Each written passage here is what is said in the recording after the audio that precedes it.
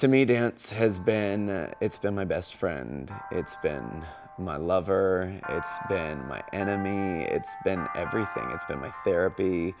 It's been the only thing that I have ever had that's been constant.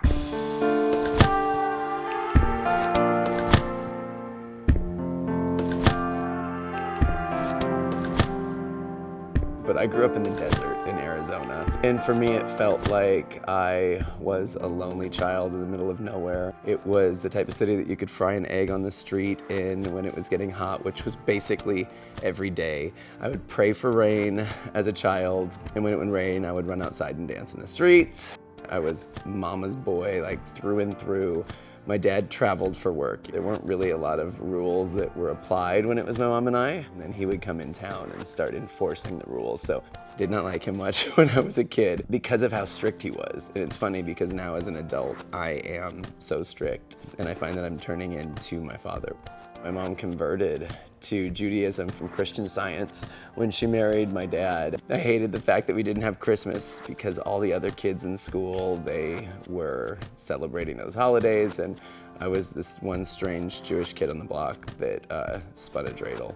So I definitely felt like the black sheep in my school, but I'm so glad now that I had a different experience than everyone else, and it forced me to make decisions about religion and figure out what I thought.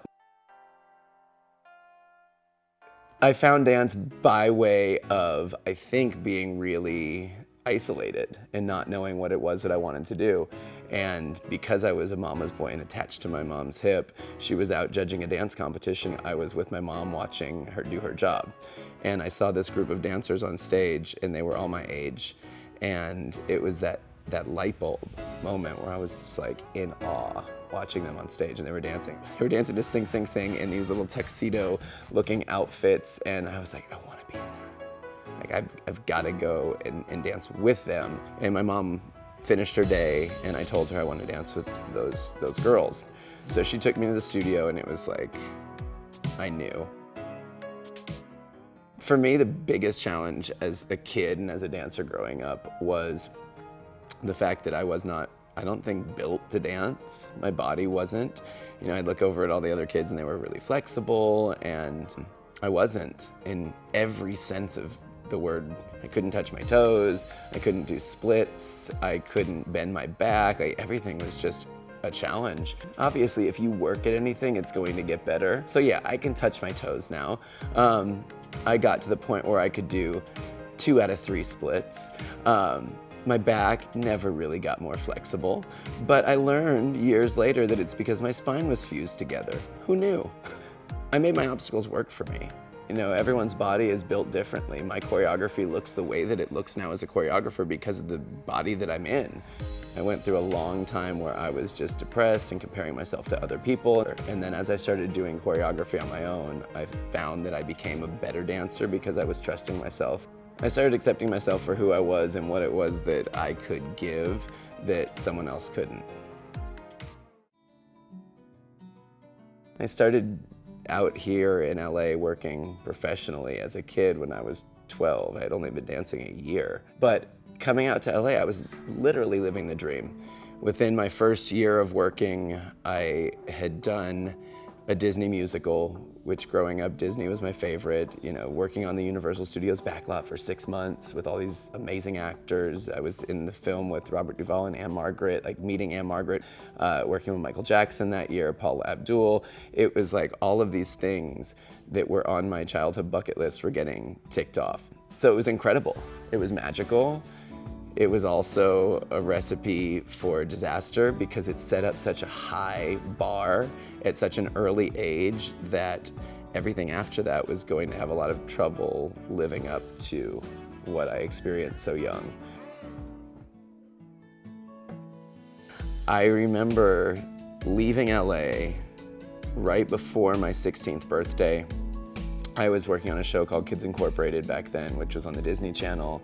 Our last season that I did it, I had just turned 16. We didn't get renewed. I went back to Arizona, jobless, unusual looking, and I had to go back to normal school. And that was mortifying for me. after spending 4+ years in LA around children on the set. Like my friends there as a child, Brittany Murphy was one of my best friends, Jennifer Love Hewitt, we were all our little like child Hollywood rat pack. And then going to school with these normal children. I spent my days walking through the halls with my head down. I don't know why on earth I had a black bob, but I grew my hair out, blew dry it straight every day. I had a gothic black bob parted down the middle. It's a very bad look on me. And everyone's like, are you going to the game? I'm like, ugh, get me out of here. For me as a kid, it was the Barbie dolls. That was the dead giveaway. When I was hiding Barbies in a brown bag in my closet, I was like, something's not right here. And I remember wishing it away. I was like, I don't want to be this way. I want to be like everyone else. You know, I wanted to like sports. I wanted to want to date the girls, but it just wasn't who I was. So there was definitely challenge from the age of 5 or 6 when I was aware that I like Billy and not Tina. When I came out when I was 26, which is crazy. I always had a boyfriend at home with me, my friend, who was like sleeping in my room, which is very awkward. So I didn't hide anything, I just wasn't open with it. And I was open with myself by the time I was 16.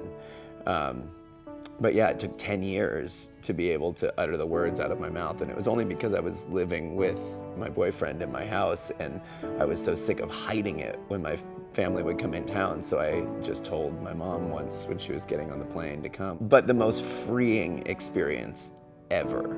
Like that was the final puzzle piece for me to actually being and living who I truly am. That was probably one of the most stressful times I've ever gone through. The first job that I got after I had opened up my studio was for Prince. I auditioned for a video for Prince, a music video for 2 of my idol choreographers, Tina Landon and Jamie King. And it was the first time that I had ever worked for him. I was mesmerized by him, scared of him, inspired, intimidated, everything. And then the job happened for Maite, which we found out was to be a dance company. It was called the MPG Dance Company, New Power Generation. So we were going to do our own huge tour. And we had to move to Chanhassen for rehearsals, and that took me away from my studio. I would book tours and I would be gone for 3 months. And then I would come back to the studio and the kids would hate me. The hardest thing I ever did was closing that studio. My mom didn't want to own it and run it alone. It was just too much of a task for her. So we finally made that call and we closed our doors, and that was the moment where I could really live my life and not have anything sort of holding me back. One of my childhood friends, Wade Robson, was choreographing a job as a child still. He was maybe 16. And he was double, triple booked at the time and asked me if I would take over and choreograph some of the stuff on the project. I said, okay, sure, if you think so. The first one I did was a tribute to Janet Jackson. It was called Icon on MTV. And then after that, he handed me another job. It was Christina Milian. And I worked with her for 2 months in Orlando. And while we were in Orlando working, I called Britney Spears and Justin Timberlake when they were a couple. And I said, you guys come watch rehearsal, because I had already danced for NSYNC and for Britney. Come down and watch my rehearsal. I'm working with this new artist. I think you'll love her. So they came and watched rehearsal. And that was when they both were like, okay, you're gonna choreograph for us now. It was Slave for You for Britney and Dirty Pop for NSYNC. So I think that was the moment where everything clicked for me as a choreographer, and I had my own career and platform to stand on. I'm a procrastinator as a choreographer, hands down. And it's not that I want to be a procrastinator. I don't know. I think I need it to speak to me for a long time. I need to marinate on a song. I mean, if you ask me to choreograph something on a show and it has 10 dancers, I will, before rehearsal even starts with those 10 dancers, bring my own 10 assistants into the room and set the whole piece. And then I'll go in with the 10 dancers and redo it on them, just so that I know I've had enough rough drafts that I'm really happy with the process that gets delivered. My eye is always drawn towards something raw and passionate. I love technique. I also love drive. I love hunger, all of these things. I love it when a dancer possesses all of that. That's magic. That's like perfection to me. But I hire dancers who only possess maybe one of those things and hope that I can polish them up and get them there over time. I love giving dancers their first opportunities.